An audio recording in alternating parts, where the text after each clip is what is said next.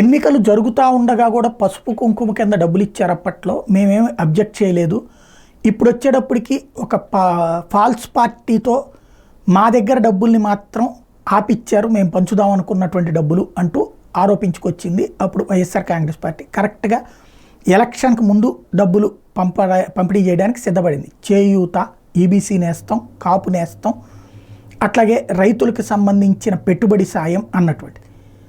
అయితే ఇప్పటికీ తర్వాత కొన్ని డబ్బులు పడ్డాయి అన్నటువంటిది ఇంతకుముందే మాట్లాడుకున్నాం. కానీ ఇప్పుడు ఈనాడు చెప్తున్నది ఏంటంటే కరువు తుఫాన్ నష్టానికి 1294 కోట్లు జమ చేశామని ఆర్థిక శాఖ చెప్తోంది. తీరా చూస్తే 50% పైగా రైతులకి ఈ డబ్బులు అందలేదు, రబీ నష్టానికి పెట్టుబడి సాయం పైన ఇదే ఉంది అన్నటువంటి చెప్తోంది.